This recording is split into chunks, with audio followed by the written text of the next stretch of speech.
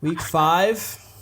Week 5 on with Joey, the man who just was responsible for the highest output ever at 187, blew me out of the water.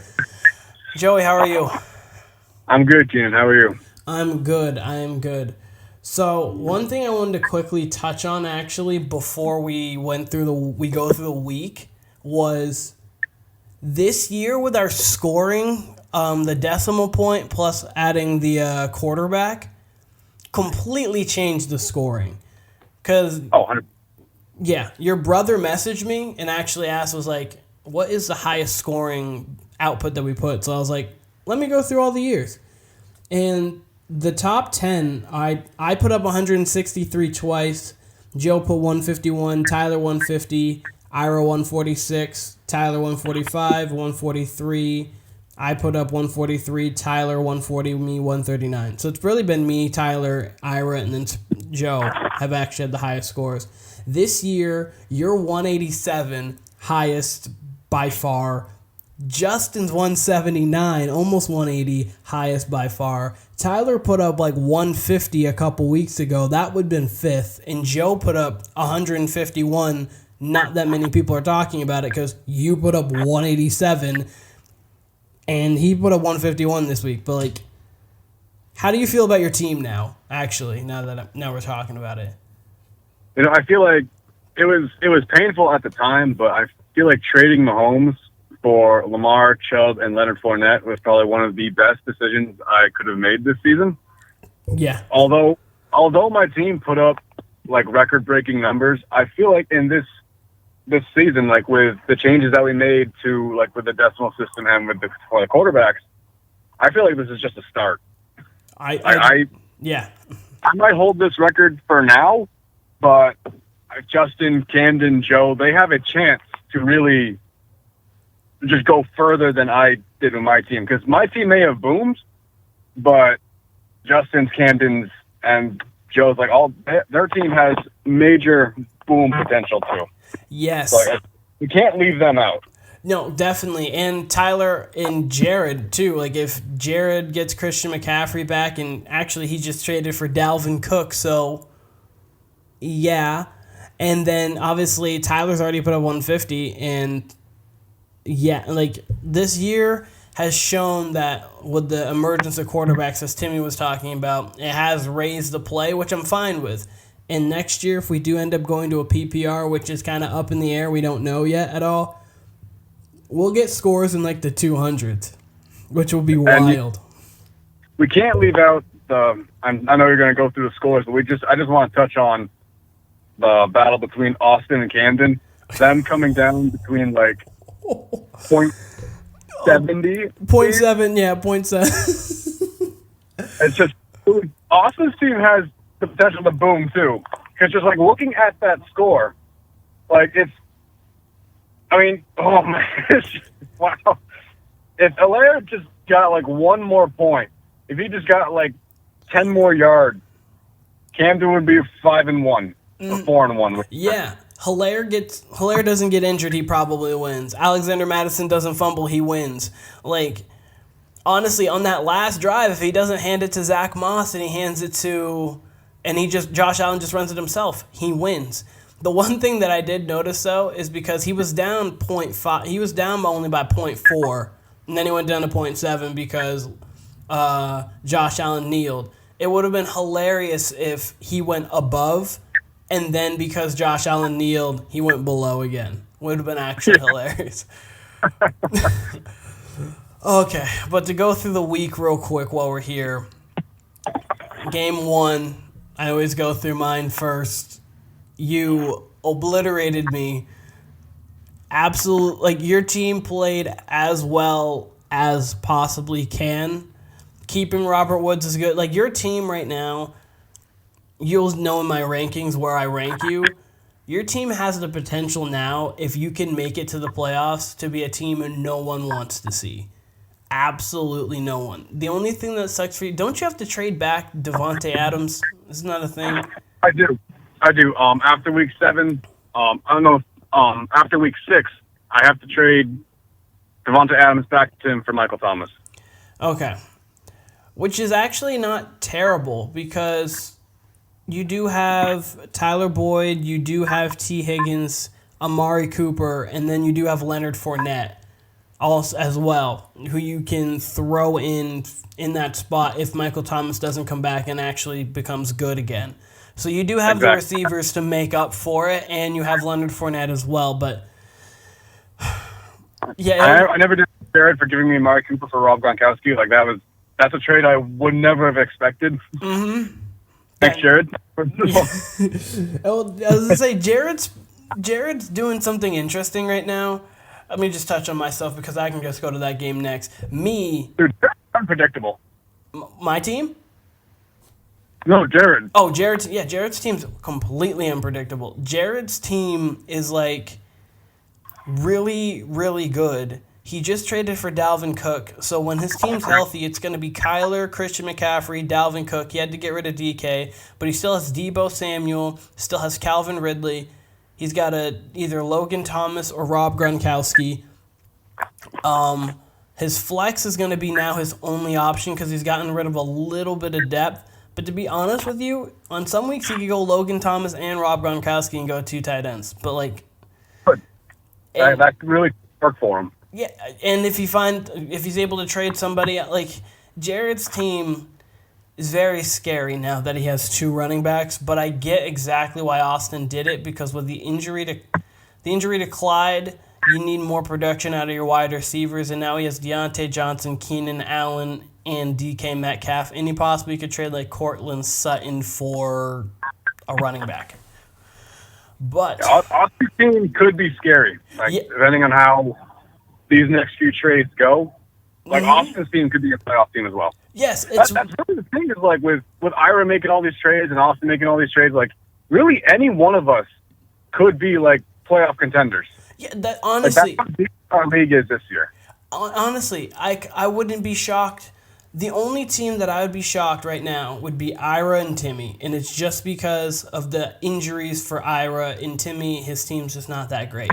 Those are the only 2 teams, and even myself, I would be a little shocked, but when healthy, I'd have Tom, Saquon, Najee Harris, A.J. Brown, CeeDee Lamb now, George Kittle, Antonio Brown. I have an actual team now, which really makes me happy. So I'm really glad to have a team. But going on to the next game, when we were talking about Jared, got destroyed by your brother. My goodness, did your brother kill him? It was the Wade's week. It really was. I made a bet with him, with Justin last night. Just we were talking about your the review, and we were saying something along the lines like, "What if he opens up with the Wade boys representing or something like that?" Honestly, Lonnie should be proud this week. Pam should be proud this week because it should be. They should be. Because you guys put up a combined almost 400 points in a fantasy league that hadn't seen anything like this ever. So I understand the scoring's different, but absolutely completely murdered it this week, both of you. So congratulations, Justin. Thank you. Justin's 5-0. You're 1-4, but the thing about it is 3-2 right now is in the playoffs. That's only 2 games back, and we have so much time left. If you were 8-5, I wouldn't be shocked. Your team's loaded now. You have room to grow. Yeah. Because Joe, going off on that, Jared, we've talked about his team's very, very good. Justin may have the best team in the league. That's yet to be seen in my rankings. That will happen here soon. Sorry, it's not going by. No, you're good. You're completely fine. There's a truck actually going by here too. But you're completely fine. So now we got Joe DeZazzo beat Tyler by 40. Joe with the 3rd highest scoring this week. Yeah, and he has this 6 all-time with highest scoring output. So the trade so far looks good on both ends, but you got substantially better because I don't understand Joe's problem with Lamar Jackson. I never understood that. No, I don't really get that. But like, if Mahomes didn't Mahomes didn't play his best. Like he was off that game. Like those 2 interceptions, that cost him points there, and then of course Josh Jacobs. The Raiders couldn't get anything going. Yeah, it's a good Chicago defense for once, and then Chris Godwin. Miami was just getting punched in the mouth, and Godwin didn't get any throws in. So like that's really what it boils down to. Like Pittsburgh's defense going against Denver. I mean, his team isn't bad. Like Joe's got a really good team, especially now that he's got Mahomes. Mm-hmm. Like Mike Williams popping off against Cleveland, and then he got, of course, Mark Andrews repeatedly punching Indy in the face. Yeah, no, Mark Andrews came out of nowhere because Mark Andrews had been playing well for sure, and then he was like, you know what? Last couple weeks I've been getting better. Let me just go buck 47 2-tubs. Let me just go do something wild. I'm just looking at his game log, and like Vegas, he got 2 points. Kansas City 5. Detroit, he had a good game against Detroit, 100 yards, 10 points. Mm-hmm. Then Denver, he only got 67 with 6.7 points. And then Indy, he just comes out of nowhere with 147 yards, 2 touchdowns, and a couple 2-point receptions. He literally decided to go off, and it was like, wait. What? Like, what? Okay, Mark Andrews. Like, I know you have the possibility of doing that, but I wasn't expecting it. Joe's team is tough. Wait, go on. That was like Mark Andrews is playing like a top 3 tight end right now. Yeah. No, that was the last 3 weeks with the 10, the 6.7 you can take as a tight end, and then obviously 30.7. It's like, okay, Mark Andrews, he's woken up. Lamar Jackson's been doing very well this season, like he's going to continue to do. Again, Joe, I don't understand why you made the trade. I've told you.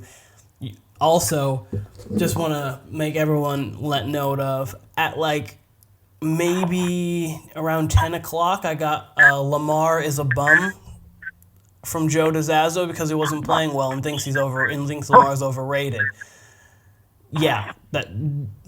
Lamar looked at Joe. Lamar looked at Joe and said, "What am I?"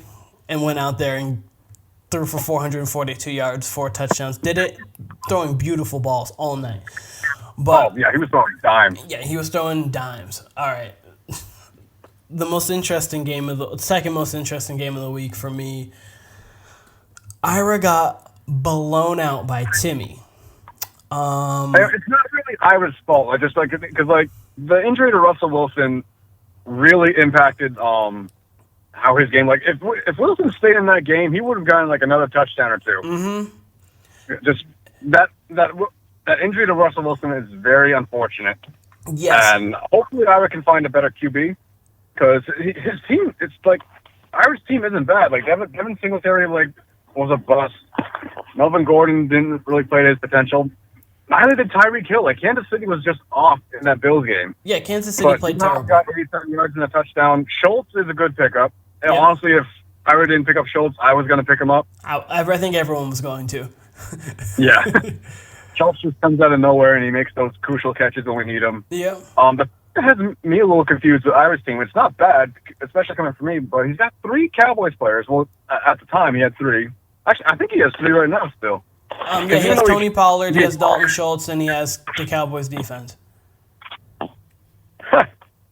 And actually, technically 4 because Michael Gallup's an IR. So technically that 4. Is true. But it's not necessarily a bad thing because Dallas is really good right now. And when they pop off, it shows in the fantasy points. Cowboys defense is probably the best I've ever seen them play. And then, of course, Tony Pollard is just Tony Pollard. He's sharing about as much time as Zeke's getting. Yep. And then Michael Gallup, once he's back, he's probably going to be one of the best deep threats in the game. Mm-hmm. Schultz is Schultz. In terms of Cowboys players, he's got a lot of the good ones.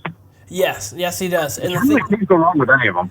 No, and the thing that sucks about his team right now is the injuries because he would normally he'd have Chris Carson. He was injured. Russell Wilson's obviously now injured. Julio Jones was out this week. Miles Sanders, I don't know what happened to him. This week possibly could be a good week. I've noticed with Tampa Bay, running backs against Tampa Bay because teams can't run on them. They're just going to throw, and they're going to throw short screens and short routes because of blitz a lot. So running backs against Tampa are interesting now. But, like, his team's so odd just because his team's injury-riddled and his team hasn't played up to the potential you expected. No, if Ira's team plays up to their potential, like I said, like they could be playoff bound. Like really, it's anyone's game this year. Yeah, it is. And I just got the notification that Ira just got Sam Darnold, so his quarterback problems are solved right there. Mm-hmm. So I was gonna say the thing with our league really this year is, unless catastrophic things happen, Justin and Camden are in the playoffs. They're 5-0 right now, so like you can book them. I personally think if Jared can win one more game, if Jared can win this week, I think Jared's in the playoffs because I think Jared's team's that good. I think it's just going to be a fight for who's in fourth. Like, that's what I think it's going to be between Tyler, depends on his team if he booms or busts. We've seen over the last couple weeks when his team busts, it's good but not great. As I said before, he could win with a team that busts, but with the other teams and how good they are, they're just booming. So, like, it's hard. Then there's Timmy, who I think he gave up on his season, even though if his team's not terrible, but it could, seems.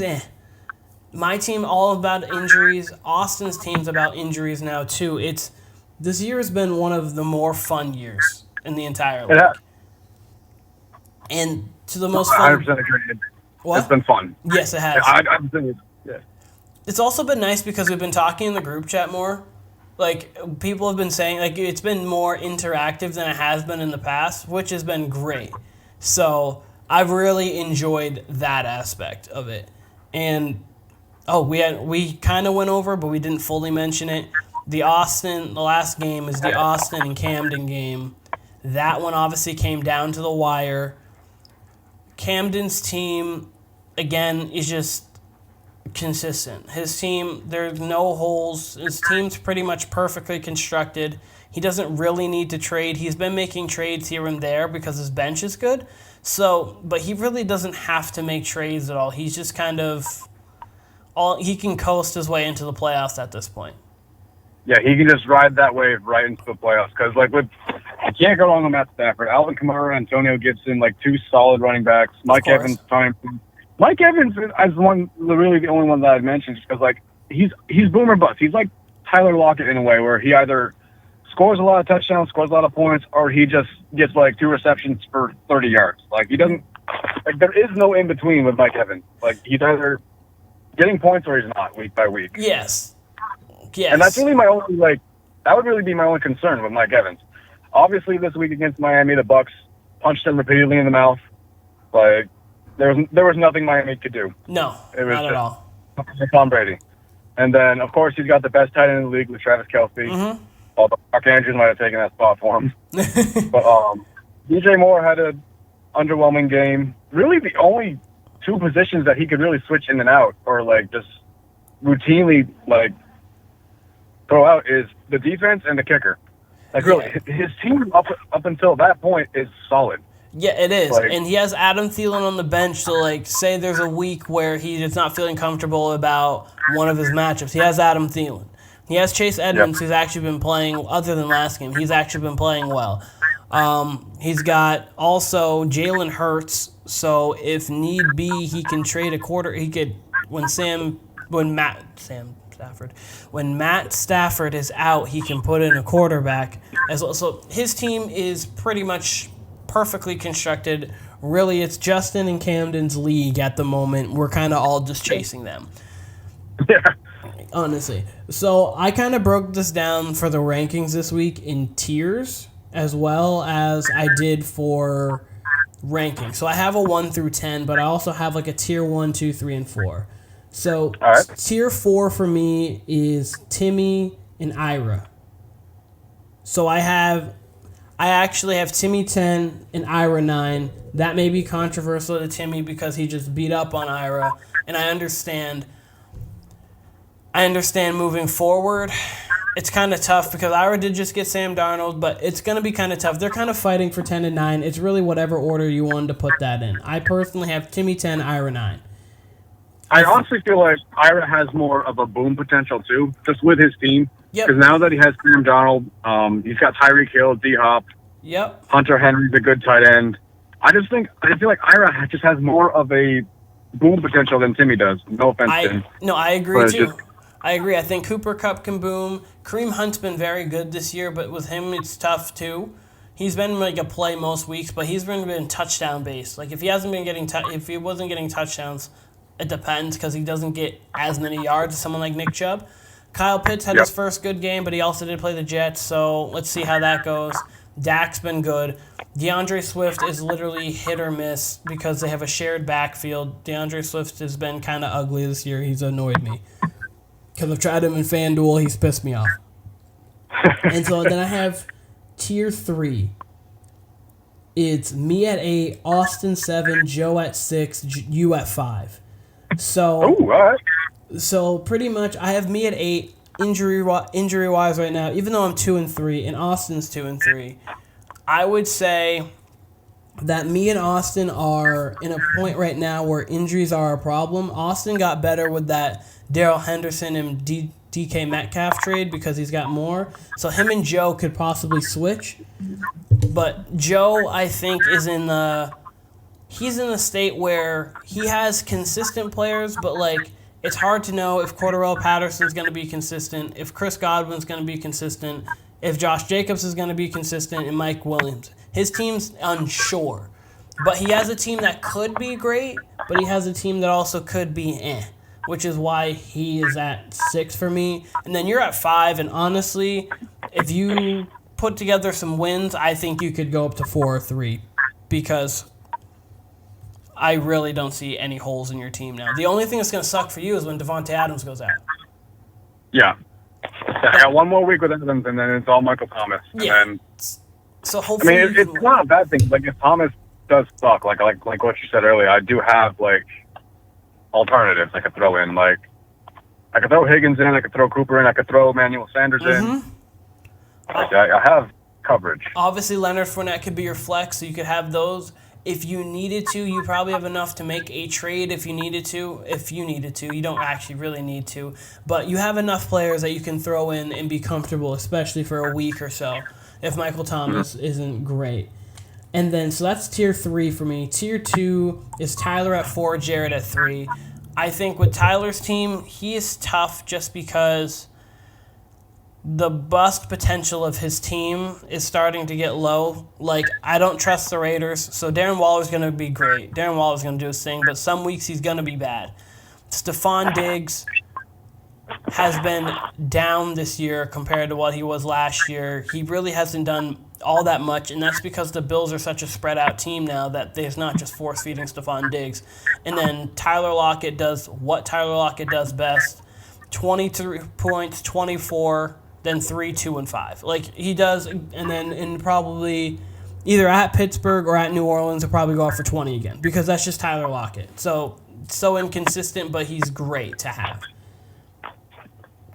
And then 2, actually, I have Camden at 2. So Camden's off his mantle. Camden's at 2, and I'm giving respect to your brother. Justin's 1. I know he'll appreciate that. He should appreciate that. I've been putting respect on his name for the last couple weeks. Jamar Chase is the real deal. He's going to be consistent. Justin Jefferson is the real deal. He's consistent. Jonathan Taylor, I think, is going to become more consistent in this offense like he was last year. But towards the end of the season, I think he's going to see the ball 15 to 20, like 18 to 24 times a game, roughly in there. Obviously, he has the best running back in football, in my opinion, in Derrick Henry. He has Justin Herbert, who is one of the top 3 candidates for MVP. Joe Mixon's not healthy right now, so when Joe Mixon gets healthy, even healthier, obviously, Tyler Higbee, good tight end for the Rams. On the bench, he's got Burrow if he needs on the bye week for Herbert. He's got pieces. He's got players. I don't see Justin with any holes. I think Justin is the best team in our league. How did we let him get Derrick Henry, Jonathan Taylor, and Joe Mixon? How could we have let that happen, guys? Because he obviously drafted Derrick Henry early, and then he got Jonathan Taylor in a trade with Joe. Yeah. And then he obviously drafted Joe Mixon. But, like, something very interesting to note is Joe has kind of gifted this league a boatload of players. That's kind of just because Joe had Jonathan Taylor, Joe had Nick Chubb, Joe had, obviously he traded for Lamar, but Joe had Chris Godwin, Mike Evans, he's had Leonard Fournette. He's had so many players who have been good, but his problem almost was he had too many good players, and the trades that he made to get others, he almost undid them. Like the Nick Chubb trade that he got from Ira, I thought that was a good trade. He got a really consistent. But then the trade with you, I didn't get. Like, Mahomes is great, don't get me wrong, but Lamar Jackson is close. Lamar Jackson's close to Mahomes. That's why I thought you won that trade instantly, because it's like, okay, he now has Lamar Jackson, Nick Chubb, and Leonard Fournette, and all he had to do was give up Patrick Mahomes and Josh Jacobs? Like, you stole Zeke from Timmy. Your team's scary. Your team pisses me off. Your team pisses me off, I'm not going to lie. Your team pisses me off, because I look at it and I'm like, Joey did what Austin and I normally do and trade for a great team. So I'm proud of you. Like, I'm giving you claps. Thank you. No problem. I'm looking at this roster right now, and it's sad they have to get rid of Devontae Adams, because if you didn't, my goodness. But, I'm looking at my roster right now. I'm just shaking my head, because I'm just as confused as you are as how I managed to get Lamar Jackson, Nick Chubb, and like Leonard Fournette. Because that is not a trade that I was expecting. No, and I'm like, I understand Joe doesn't like Lamar Jackson really and doesn't think he's that great, but like, regardless in fantasy, he is really good because he runs and he throws, and it's like, there's not many better quarterbacks in the league than him. Like, he can play. So I just thought... I really think the only few... There's like three quarterbacks I can think of that could be better than Lamar, and that's Mahomes, Josh Allen, and Justin Herbert. Yeah, and then Tom Brady when he wants to play like he did. But, like, honestly... When Tom Brady wants to play like an animal, yeah, like people can obviously play better, but like, consistently for fantasy, Lamar's going to be a top 5 guy. You didn't need the top 1 guy for the top when you had a top 5 guy, especially then. But well, I'm glad though, Joey. If you know what, you winning the league, if you could pull it off, you or Justin, we just need to not have Camden win the league. I can't listen to him say he's won the league 3 times. That would piss me right off. Yeah, hey, Justin and I will try. I know we will, but we'll see. We'll see what happens. We will. We still have a long way to go before then. So. Yeah, oh yeah, we do. We definitely do. You had your running backs 3 weeks ago were Mark Ingram and James White. Don't remind me. Now you have Ezekiel Elliott. You have Zeke and you have Nick Chubb with Leonard Fournette. And you had your running back core was Josh Jacobs, Mark Ingram, and James White. And your wide receivers obviously had DeAndre Hopkins. Cool, great. You had Robert Woods and T. Higgins. You now, like... guys, what are we doing? Well, Joey, this was fun. This was a good time. Yeah, thanks for having me on, man. Thank you. Thank you for taking time on your break. I think you have to get back now, probably. It's been about 30 minutes. 30 minutes, 30 seconds. I got a few more seconds left. Okay. I'm late. Well, do you have anything you'd like to say before you go? Is there anything you'd like to add? Bring it on, boys. Let's go. Jeez. Wait, actually, hold on just a half a second. Who do you play this week? Do you know? I play Ira. Coming up here. Oh, Ira, you've got a problem on your hands. This is the last week with Devontae Adams, too. I play Tyler. I need to win this game. I need to beat Tyler. Joe plays Jared. That's actually a big game. Oh, Justin and Camden play this week. Someone's going. And then we got And then we got Austin and Timmy, which is big because if Austin can pull out a win this week, get to 3-3, that's big. And then you're playing Ira. Man, this is gonna be a big week. It's gonna be a big week. Oh, damn. Well, Joey, again, thank you for coming on. Send me that photo of us if you could find one, and I'll use it as a thumbnail for sure. But thank you for coming on this week. Sounds good, man. Thanks for having me. No problem. This is the week 5 League of Dysfunction review.